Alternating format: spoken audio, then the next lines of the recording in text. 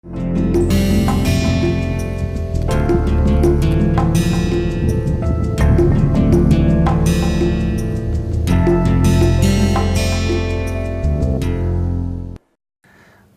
we have seen the meaning of a rank of a matrix and the inverse of the matrix in the last lecture.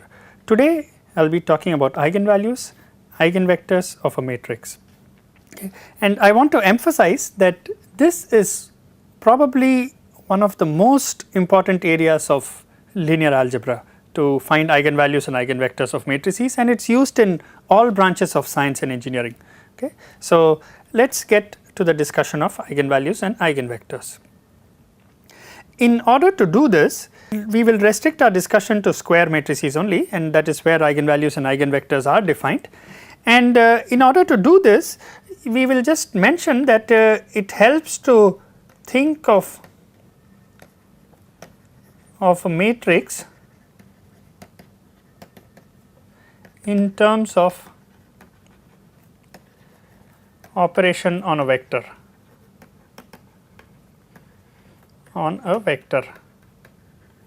So, for example, you could have a matrix A and that operates on a vector x, okay, and when this matrix operates on a vector, it will give you another vector. So, I will just call that vector y. Okay. So, a matrix operates on a vector to give you another vector, and now we say what is the relation between x and y. Okay. What is the relation between x and y? Is there any relation between x and y? In general, x and y they can be completely different vectors. Okay. Now, so for a matrix, now we ask the question, is there some vector, I will call it x lambda, such that matrix A preserves the direction of x lambda.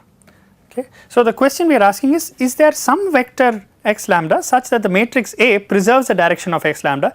That means what we mean to ask is there a matrix, and I will use a different color for this because this is an important equation.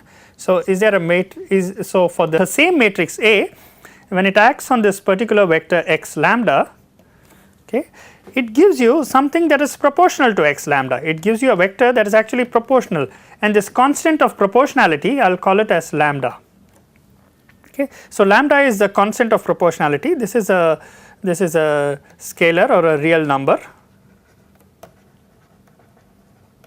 Real number if you are dealing with real matrices. Okay. Now, the question is we are saying that for any given matrix A, there can be certain vectors x lambda such that when A operates on x lambda, it gives a vector that is proportional to x lambda. So, in other words, this is proportional to x lambda. Okay. So if this is a case, then this equation is called an eigenvalue equation. This is refers to as an eigenvalue equation.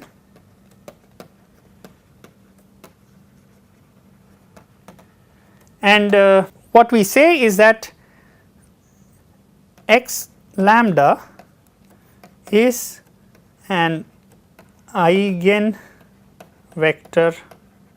of A, of matrix A with eigenvalue lambda. Okay. It is very important to get the sense of this statement. What we mean is that x lambda is an eigenvector of the matrix A corresponding to the eigenvalue lambda. Okay. So, it is not that you cannot generally define eigenvectors and eigenvalues, you have to talk in reference to a particular matrix. Okay. And always for a given matrix there can be many eigenvectors and many corresponding eigenvalues. So, it need not be unique. Okay. So now how do we solve for eigenvalues? So what we said is that we just mentioned that this equation is called the eigenvalue equation, and in general for a matrix there can be more than one eigenvalue, okay, then there can be more than one eigenvector, and we will just go ahead and try to see what you need to do to calculate the eigenvalues and eigenvectors. Okay. So what we will do is we will start with this equation, we will write Ax equal to lambda x, and what we will say is that that implies A minus lambda times identity times x equal to 0 vector. Okay, so what I did is I just took the lambda to the left, I multiplied it by identity so that I get a matrix, and this is A minus lambda I x equal to 0. So it is the same as the above equation, I just rewrote it in a slightly different form. But the advantage of writing in this form is that now looks like a set of linear homogeneous equations. Okay, if you remember, this looks exactly like your set of linear equations where you had something like Ax equal to b. We had, this was the general linear system that we had. Okay, now in this case what you have is something like Ax equal to 0. So what we have is so this kind of equation is called a homogeneous equation.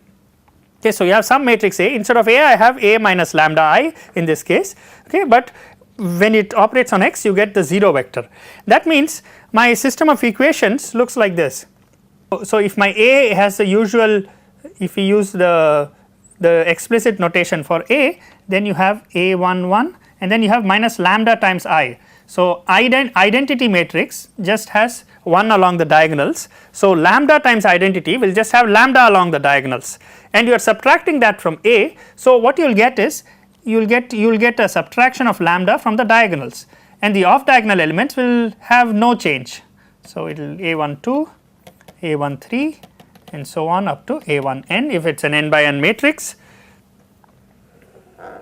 and so on. So you have A21, now you will have A22 minus lambda, A23, A2n and AN1, AN2, AN3, ANn minus lambda. Okay. So this is the matrix, and what you have is this multiplied by x. X is a vector, I will just give it some coefficients x1, x2 up to xn, this equal to 0. I should explain what this 0 is. So this is your 0 vector, which is basically a vector with all elements 0. It's n. So this is a column vector, n dimensional column vector, all elements are 0. This is an n dimensional column vector, that is your x. Okay, and this is a matrix where you have along the diagonals you have A11 minus lambda. What you are doing is you want to solve this set of equations. Okay. Now the nice thing about this is a set of homogeneous equations. Okay. Now in order for them to be consistent, and solution to exist, so in order for solution to exist, we must have determinant of this matrix, that is determinant of A minus lambda I, that is actually this matrix, this whole matrix. So the determinant of this matrix should be equal to 0. Okay. Only if the determinant of this matrix equal to 0 can we have solutions of this problem. Okay. So notice now we just come back to the eigenvalue equation for a minute, this eigenvalue equation. Now what we are going to do is we are going to take this equation and solve for both x and lambda, and we solve for x and lambda, okay, with the same equation. Okay, you are going to solve for both x and lambda. Now when you set the determinant of a minus lambda I equal to 0, okay, then you will get a polynomial equation for lambda. So this is a polynomial equation for lambda.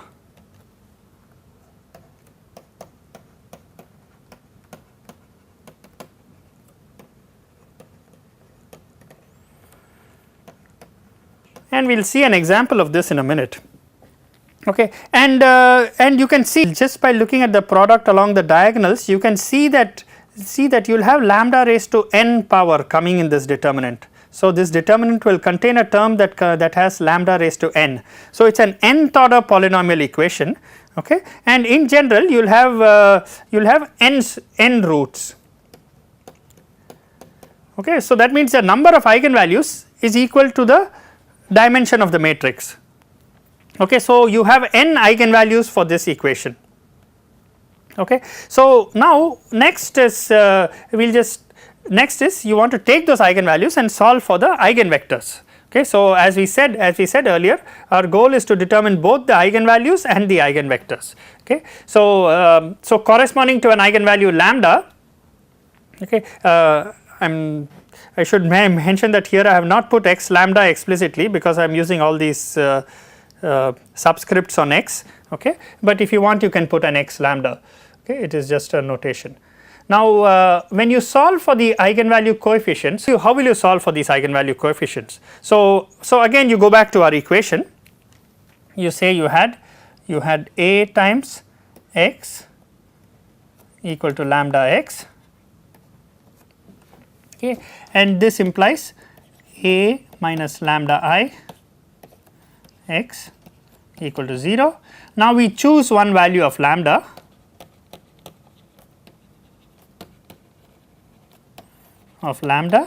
and solve for corresponding x. What I mean is if you choose a value of lambda, then this determinant is this matrix A minus lambda I is well defined. So you have A11 minus lambda,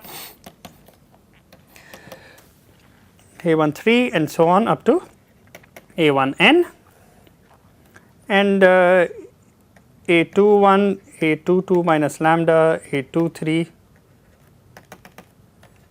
A2n, AN1, N2, N3, ANN minus lambda. This is your A minus lambda I, and then you have the coefficients of x, which I will have x1, x2 up to xn. These are the coefficients of the x vector, and this should be equal to 0. So to do is to solve for x1, x2 up to xn.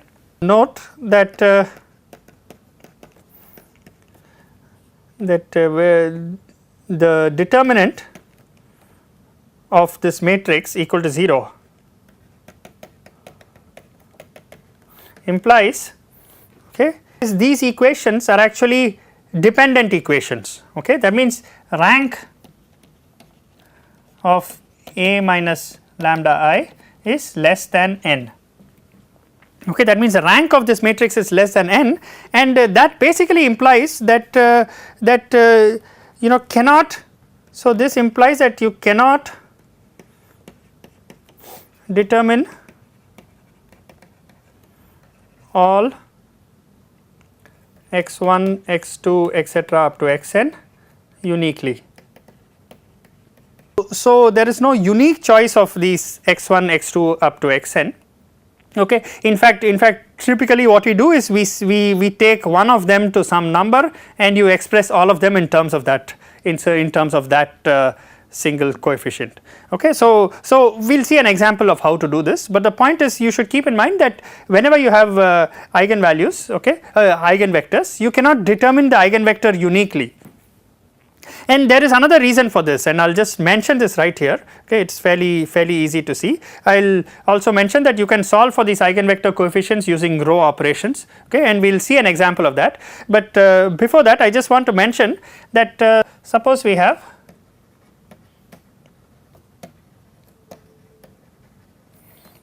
Ax equal to lambda x, okay, and y equal to c times x, okay, y is a constant times x, okay, then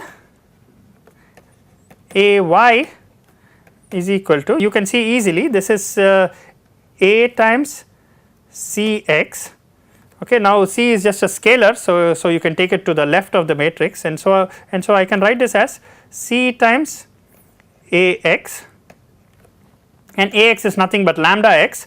So I can write this as c times lambda x, or I can write this as lambda times cx, or I can write this as lambda times y, okay. So what I have is that this implies that ay equal to lambda y, okay. So what this implies is that if x is an eigenvector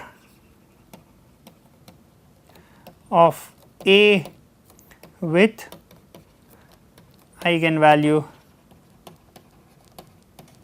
lambda, then y equal to some constant times x is also an eigenvector of A, and it is not just it is an eigenvector of A with same eigenvalue lambda, okay. So that means if you have an eigenvector, then you can just multiply it by a constant, you will get another eigenvector with the same eigenvalue, okay, and that is why we say that eigenvectors cannot be determined uniquely by this procedure, okay. So eigenvectors are not unique, you can take any eigenvector, multiply it by a scalar, you will get another eigenvector with the same eigenvalue, okay. So now let us I will just mention one thing before we take an example. So what is the significance of eigenvectors, okay. So you can think of eigenvectors as important directions, okay, important directions and so what I can think of is, suppose I have a vector like this, okay. So this is my vector, I am just showing it as an arrow, okay. Now when I operate it by this matrix A, okay, then I might get some other vector like this, okay, that will in general will point somewhere in some other direction, it might have a different length also, I will just show it expanded, it might look like this, okay. So I operate this vector by this matrix A and I get something else, okay. Now you can do this for various vectors, and what you will find is that there are certain vectors, I will show this in this light blue color. So there are certain, I would say, directions, certain specific direction, any vector pointing in this direction will have the property that when I operate it on it by A, I will get another vector in the same direction, and maybe it is slightly longer or maybe slightly shorter, but whatever it is, they point in the same direction. So these two are in the same direction, okay. So these two are in the same direction.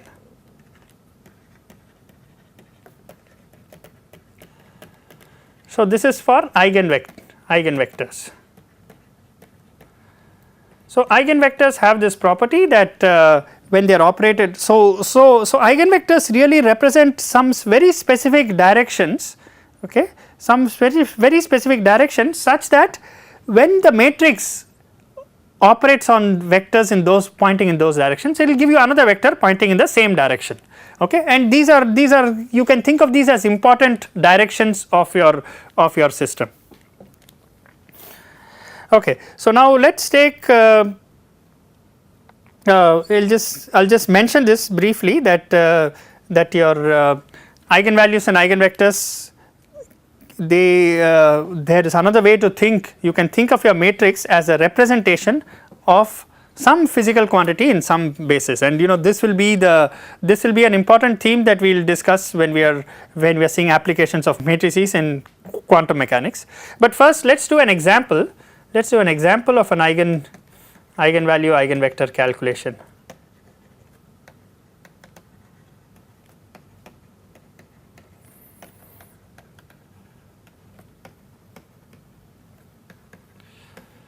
And I will take a very simple example just to illustrate what you need to do in order to calculate eigenvalues and eigenvectors. So, let me take a matrix A that looks like 1 0 0 1 2 minus 4 1 2 3, and I ask you to calculate the eigenvalues and eigenvectors of this. So, calculate eigenvalues and eigenvectors of this matrix.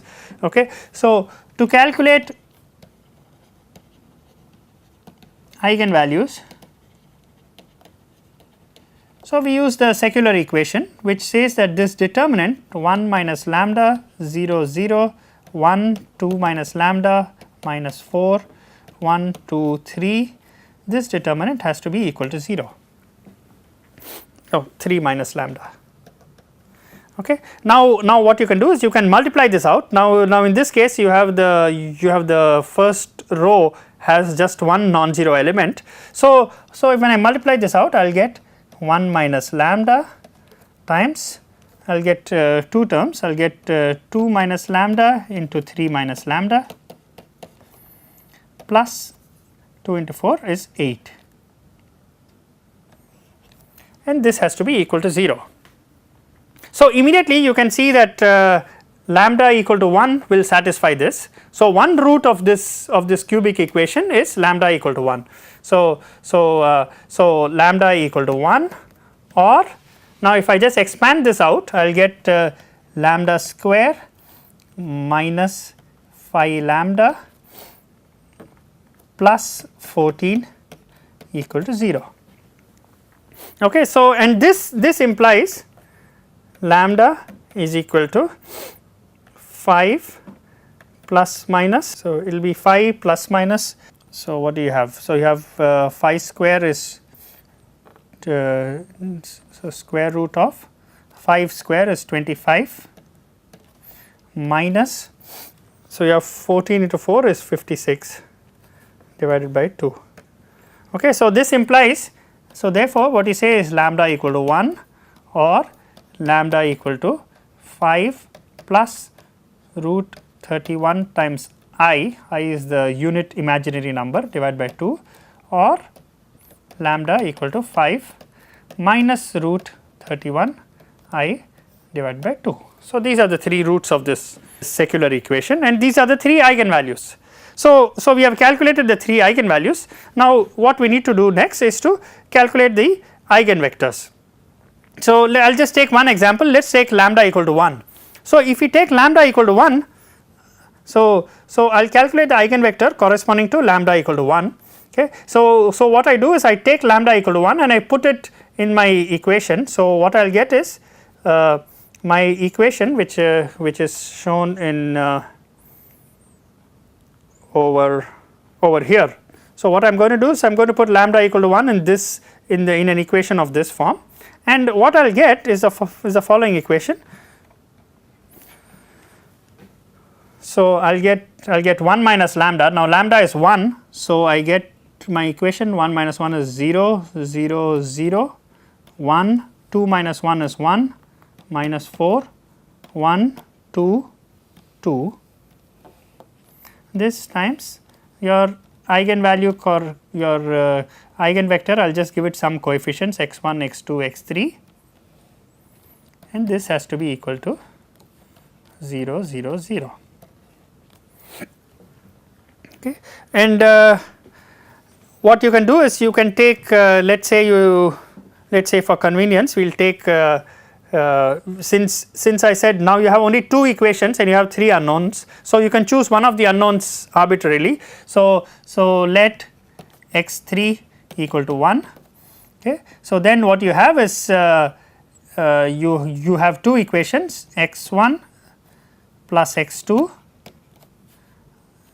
minus 4 equal to 0 and x1 plus 2x2 plus 2 equal to 0. Okay. And you can go ahead and you can just subtract these equations. So, what you will get is x2 equal to minus 6 and x1 equal to 10. So, my eigenvector corresponding to this is basically given by 10 minus 6 1. So, this is my eigenvector. Okay. So, notice what I had to do is I had to choose one of them arbitrarily. In this case I just chose x3 equal to 1. I could have also chosen x1 equal to 1 or x2 equal to 1, then I would have got appropriately I would have got all these other quantities scaled. Okay. So, basically my eigenvectors are proportional to this 10 minus 6 1. Okay. Okay. So, now before we conclude this lecture, I just want to say why eigenvalues and eigenvectors are very important, okay, in quantum mechanics. In quantum mechanics, the eigenvalue equation is has the following form. So, suppose you have an operator O, okay, and it operates on some state psi, okay, you get lambda times psi. Okay, then you say that and I will just put a subscript lambda, then you say that this is called an eigenfunction